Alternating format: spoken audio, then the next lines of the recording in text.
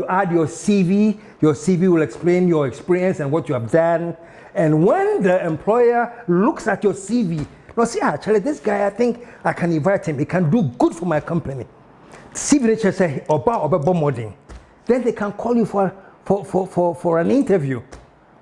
And when you go for the interview and you succeed and you excel, and the person says, actually, if I hire this person, he can add value to my company.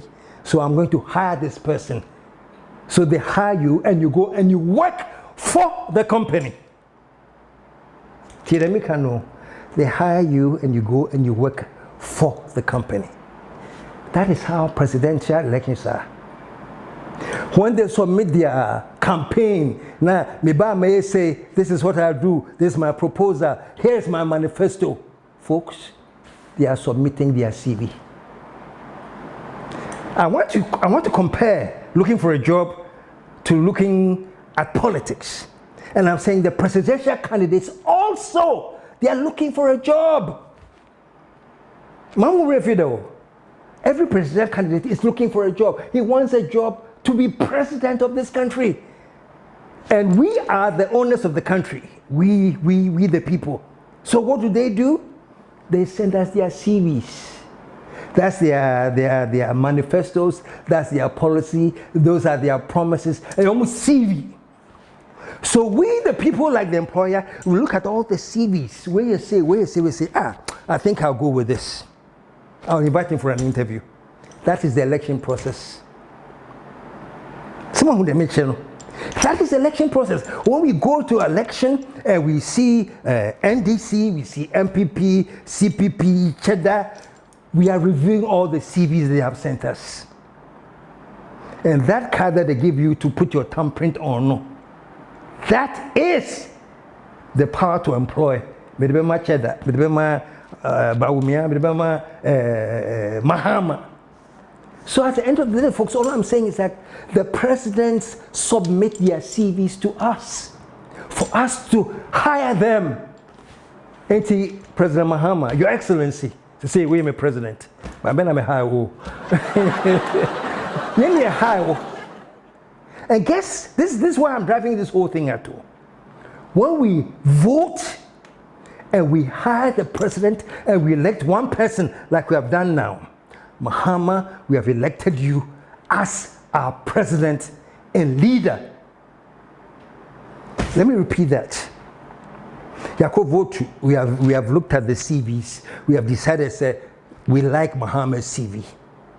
He has worked with us before, and we like him. And those are the people who are there. Yes, here in Pomo CV. Baumia, step aside. Improve CV. Cheddar, step aside. Obia, step aside. Mahama dear. So we have elected him as president, not father. Father.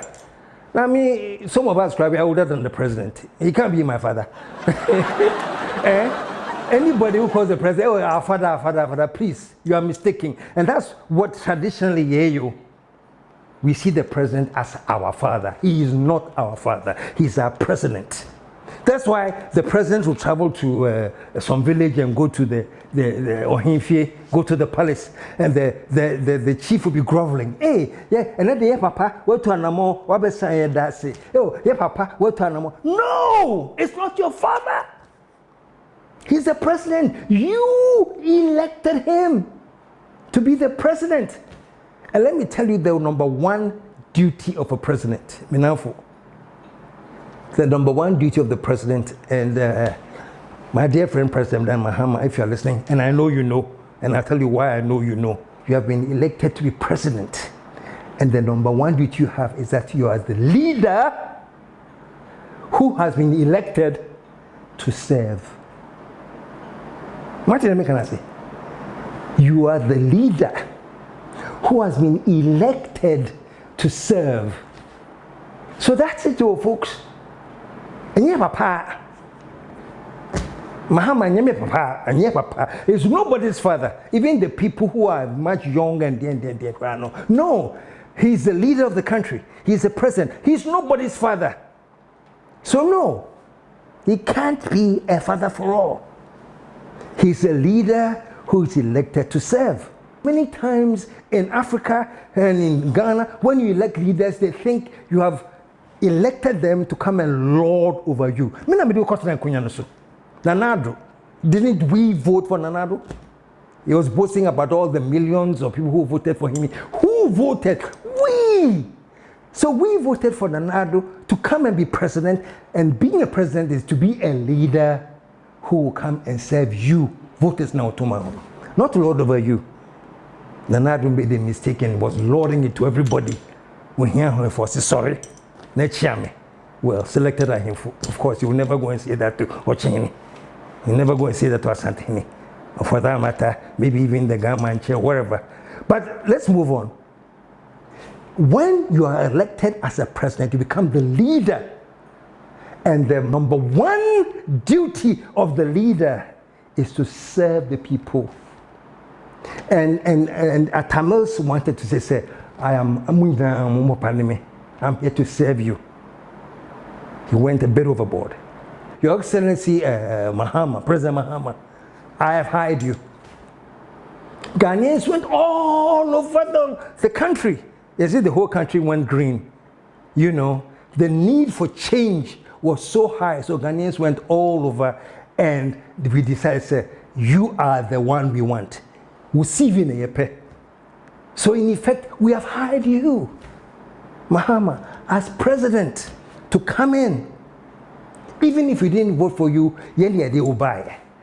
And on that note, let me say this. This is just aside. I'm going to come to my main topic. You know, how some president went to another region and says, Mukraman Butuama, I shouldn't be here and things. You know.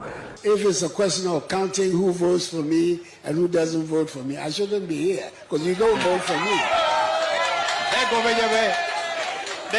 Surprisingly, with Mahama is the reverse.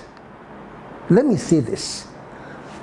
Mahama, he Asante for biggest fun. Right? Because we all know this. The kinds of developments that took place in the Ashanti region, in Kumasi, the markets that Mahama see here, all the things he did, they didn't vote for him. But Mahama never said, sir, Asante for you are not a part of Ghana. And I said, I am not the president of your kind. Still, he built all these things because he knows that as a leader, he's there to serve.